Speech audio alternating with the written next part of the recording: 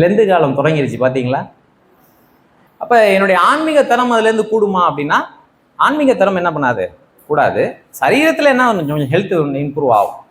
அப்போ ஏன் அதை செய்கிறாங்க அப்படின்னு கேட்டிங்கன்னா, ஏதோ ஒரு ஆன்மீக வளர்ச்சியை என்ன பண்ணுறாங்க, அவங்க தேடுறாங்க. அதுக்கு அந்த ஆன்மீக வளர்ச்சியை தேடி கொஞ்சம் நான் சரியாகணும் அப்படிங்கிறதுக்காக இவங்களே என்ன பண்ணுறாங்க, ஒரு செல்ஃப் டிசிப்ளினை இவங்களே என்ன பண்ணுறாங்க, ஏற்படுத்திக்கிறாங்க. செல்ஃப் டிசிப்ளினை இவங்களே என்ன பண்ணுறாங்க, ஏற்படுத்திக்கிறாங்க. கவனிங்க,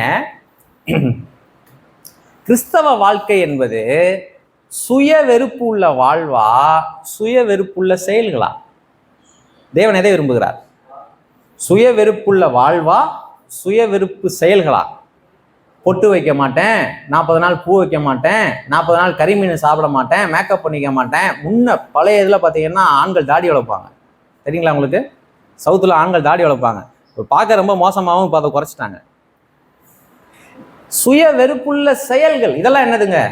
சுய வெறுப்புள்ள செயல்கள். ஆனால் தேவன் தருவது சுய வெறுப்புள்ள வாழ்வு. தேவன் தருவது எதுங்க? எப்பப்பெல்லாம் சுய வெறுப்புள்ளவர்களாக நம்ம வாழலாம்? எப்பொழுதுமே சுய வெறுப்புள்ளவர்களாக என்ன பண்ணலாம்? எப்பொழுது இயேசுவை ஏற்றுக்கொண்டு சிலுவையை எடுத்தேனோ தன்னைத்தான் வெறுத்து, அங்கேயே ஆரம்பிச்சிருச்சு. அங்கே என்ன ஆரம்பிச்சிருச்சு?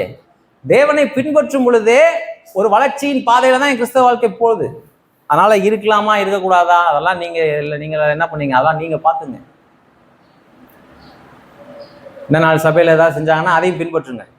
வேலை செய்தான்னு பாருங்க, வேலை செஞ்சா சொல்லுங்க. 1 பேரின் புஸ்தகத்தை ஏன் எழுதுறாரு?